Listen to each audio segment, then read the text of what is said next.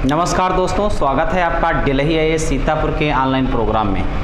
तो हम मैपिंग करा रहे थे, ज्योग्राफी की मैपिंग। तो ये अलग प्रकार की मैपिंग आपने देखा, और इससे अगर जो लोग ने प्रैक्टिस किया तो उनको बहुत अच्छा समझ में आया होगा और उनका बेस बहुत मजबूत हो जाएगा।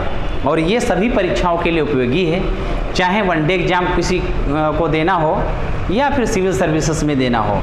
तो यहाँ पर ये रटना नहीं है, केवल और केवल मैपिंग इस माध्यम से है, हमें इनकी लोकेशंस देखनी है एटलस के माध्यम से, और वही अपने एटलस में जो आउटलेट मैप है, प्लेन मैप है, उसमें हमें दर्शाना है, जिससे हमारा जीएस वहीं ठहरता है, रुकता है। और उसके साथ साथ में करंट अफेयर्स वगैरह जो भी पढ़ते हैं वो चीज़ें हमें बहुत बेहतर तरीके से समझ में आती हैं।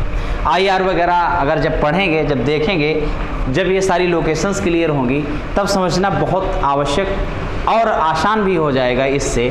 तो आज हमें देखना है कि नदी या नदी बेसिन, जल संधि एवं महासागर से संबंधित जो भौगोलिक उपनाम हैं, भौगोलिक उपनाम है, किसको क्या कहा जा रहा है। तो ये अगर सीधे सीधे पूछ लेता है तो ये बताने में आप सक्षम होंगे। अगर सीधे इस प्रकार से प्रश्न आते हैं किसी भी एग्जाम में तो बताने में सक्षम रहेंगे। लेकिन सबसे महत्वपूर्ण इसके पीछे छुपी बात ये है कि इसके माध्यम से आपको यहाँ की लोकेशन एटलस के माध्यम से देख लेंगे, जो आगे चल के कई डायमेंशन पर सोचने के लिए आपको लाभ मिलेगा। अब देखिए, कहता जैसे होंगहो है, क्या है? होंगहो नदी है। क्या है ये? नदी है होंगहो। तो होंगहो नदी ये चीन में है। तो आप चीन में जब जाएंगे एटलस पे तो आप देखेंगे कि कहाँ पे इसका लोकेशन है। तो ये हमेशा इससे संबंधित कोई भी तथ्य कभी भी पूछे जाएंगे, हमेशा बताने की स्थिति में रहेंगे। इसके साथ साथ में इसको कहते क्या है, भौगोलिक उपनाम या संज्ञा क्या दी गई है, इसको कहते हैं चीन का शोक। बहुत बाढ़ लाती है ये नदी। क्या वहाँ पे लाती है? बाढ़ लाती है। बिहार का शोक आपने जाना होगा, कोई किस नदी कहते हैं, इंडिया में भी है, ठीक। तो इसकी जो भौगोलिक उपनाम है ये चीन का शोक के नाम से इसको जानते हैं, और पीली नदी के नाम से भी जानते हैं। पीली नदी क्यों है, इसका जब विस्तार में हम जब पढ़ाएंगे वो बाद में बता देंगे। अब राइन नदी, राइन, तो राइन नदी को ढूंढने लगेंगे आप, तो आप पहुंच जाएंगे ढूंढते ढूंढते उसका लोकेशन। उसके बाद में है, इसको कोयला नदी कहते हैं। क्या कहते हैं? इसको कोयला नदी कहते हैं। जब भूगोल के डिटेल में चैप्टर पढ़ाए जाएंगे तो ये सारी संज्ञाएं क्यों दी जाती हैं, इसका विस्तार में अध्ययन अपने आप से हो जाएगा। तो बस यहाँ पर इतना बनाना है कि राइन को ढूंढना है, कहाँ पे है। नाइजर ढूंढिए, कहाँ पे है नाइजर नदी, कहाँ पे है। यूरोप वगैरह इधर चले जाइए और कायदे से मेहनत करिए। एक बार मेहनत करोगे ढूंढने के बाद फिर जाती नहीं चीज़ें हैं। तो इसको तेल नदी के भौगोलिक उपनाम से जाना जाता है। अब तेल किस प्रकार से निकलता है, कहाँ से, क्या है उसका रीजन, क्या है भौगोलिक, तो ये हम देखेंगे डिस्क्रिप्टिव क्लास में। फिर मेकांग देखेंगे, रिवर कहाँ पे है। ये कंबोडिया का शोक कहा जाता है। कंबोडिया का शोक कहा जाता है। तो कंबोडिया की भी स्थिति आपको समझ में आ जाएगी अगर आप एटलस का प्रयोग करेंगे और फिर कंबोडिया को दर्शाएंगे, और फिर ये जो है मेकांग नदी को अंडरलाइन कर लेंगे। अब देखिए, जेरोक्सहान ये नदी है एक, और ये है मध्य एशिया में। कहाँ पे है? मध्य एशिया है, या मध्य एशिया की इसको सभ्यता का पालना भी कहा जाता है। यानी इसी के जो किनारे है सभ्यता का विकास हुआ, ऐसा कुछ है। तो ये आप देखेंगे जब यहाँ पे जाएंगे, मध्य एशिया और इस नदी के किनारे। बाब अल मंडब जल संधि, बाब अल मंडब जल संधि। अब बाब जल मंडब ये जल संधि है। अब इसको क्या कहते हैं? आंसुओं का द्वार कहते हैं। तो हम जब विस्तार में पढ़ेंगे तो आपको समझा देंगे कि आंसुओं का द्वार क्यों कहा जाता है, क्या ऐसा भौगोलिक वहाँ पर कारक है, क्या भौगोलिक वहाँ पे समस्या किस प्रकार की बनती है जो ये ऐसा संज्ञा दी गई। जिब्राल्टर जाओगे, जिब्राल्टर जल संधि देखोगे। क्या देखोगे? जिब्राल्टर। तो जिब्राल्टर में इसको वहाँ दर्शाना है, एटलस के माध्यम से आपको देखना भी होगा। और इसको कहते हैं भूमध्य सागर की कुंजी। तो कुंजी क्यों है भूमध्य सागर की? कुंजी क्यों है? कुंजी ताले को खोलने का काम करती है, लॉक को खोलने का काम करती है।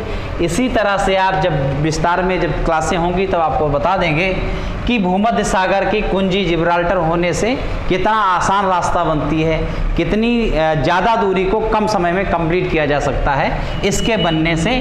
भूमध्य सागर की कुंजी जिब्राल्टर जल संधि होने के कारण ही भूमध्य सागर। अब देखो अटलांटिक महासागर क्या है? अटलांटिक महासागर।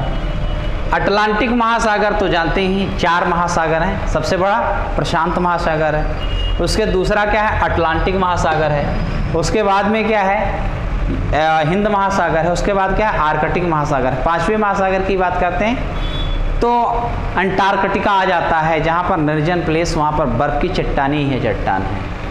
तो चूंकि बर्फ़ पानी को 3 रूप में देख सकते हैं, ठोस, द्रव, गैस के रूप में, इसलिए उसको भी ठोस को जब बर्फ़ है, बर्फ़ का मेल्ट होगा तो क्या बनेगा? पानी बनेगा।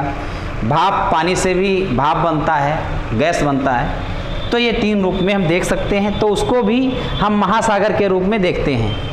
अब देखिएगा अटलांटिक महासागर जो एस आकार का महासागर है, जो सबसे गहरा महासागर है, जिस महासागर से सबसे ज़्यादा व्यापार होता है, अमेरिका के नॉर्थ अमेरिका और साउथ अमेरिका दोनों से होकर के गुजरा हुआ है, बीचों बीच में है यूरोप। नीचे क्या है? एक साइड में अटलांटिक महासागर के, ये अटलांटिक महासागर है। यहाँ पर आपको यूरोप मिलेगा, तो यहाँ पर अफ्रीका मिलेगा, यहाँ पर मिलेगा आपको उत्तरी अमेरिका, तो यहाँ पर मिलेगा दक्षिणी अमेरिका। क्या मिलेगा? दक्षिणी अमेरिका। यहाँ यूरोप मिलेगा, और यहाँ क्या मिलेगा? यहाँ अफ्रीका मिलेगा, अफ्रीका, ये अफ्रीका मिलेगा। यस आकार का ये है, और ये सबसे गहरा है, सबसे ज़्यादा गहराई इसकी है, और सबसे ज़्यादा व्यापार होता है। अफ्रीका को इधर जोड़ रहा है यूरोप से व्यापार, दक्षिणी अमेरिका से व्यापार करना हो, चाहे उत्तरी अमेरिका से व्यापार करना हो, तो रास्ता यही हो के हम लोग निकलते हैं। तो अब देखिएगा, इसके बाद है टेनेसी नदी घाटी परियोजना। टेनेसी नदी घाटी बहुत ही महत्वपूर्ण है। जब हम इंडिया में देखेंगे जो घाटियाँ हैं इसके संदर्भ में, तब इसको थोड़ा कंपैरिजन करके आपको बता देंगे टेनेसी नदी घाटी के आधार पर यहाँ पर कौन कौन सी परियोजना लॉन्च की गई। अब देखिएगा, ये टेनेसी नदी है दक्षिण पूर्व संयुक्त राज्य अमेरिका में, दक्षिण पूर्व संयुक्त राज्य अमेरिका का बरक। अब देखिए, ये दक्षिण पूर्व संयुक्त राज्य अमेरिका, तो दक्षिण पूर्व संयुक्त राज्य अमेरिका जाइएगा, तब देखिएगा वहीं पे आपको टेनेसी नदी घाटी मिल जाएगी। तो टेनेसी नदी घाटी को अंडरलाइन कर लीजिएगा।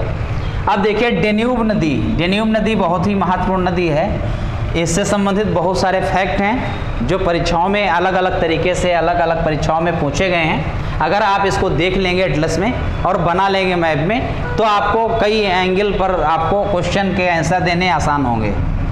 हरित यूरोप इसको कहते हैं। क्या कहते हैं? डेन्यूब नदी बेसिन को हरित यूरोप कहते हैं। तो एक बार आप लोग भी कमेंट्स के माध्यम से बताएंगे कौन कौन से ये प्रैक्टिस कर रहे हैं। क्योंकि आप लोग मिल तो रहे नहीं, क्लास में तो है नहीं, तो इसलिए आप कमेंट्स के माध्यम से बताएंगे कि किस प्रकार से आप इसको कंप्लीट कर रहे हैं। कैसे एटलस देखने में कोई समस्या होती है वो हमसे बताइए कमेंट्स के माध्यम से। और आउटलेट मैप ले लीजिए, कहीं शहर में हर जगह मिल जाते हैं, किसी बुक सेंटर पे लेंगे वहाँ मिल जाएंगे, और उन पर ये सारे लोकेशन दर्शाइए। केवल इसको पढ़ना नहीं, 2 मिनट का काम है, रटना नहीं है, बनाइए और बना के उसको लगाइए और रख दीजिए। एक बार रिवीजन कर दीजिए, हमेशा के लिए तैयार है। कई एंगल पर इसके जो है सॉल्यूशंस आपको आंसर के रूप में देने आसान होंगे। तो थैंक यू वेरी मच। स्वस्थ रहिए, सजग रहिए, कोरोना वायरस से बच के रहिए, और सावधान घर में रहिए और स्टडी में लगे रहिए। Thank you very much.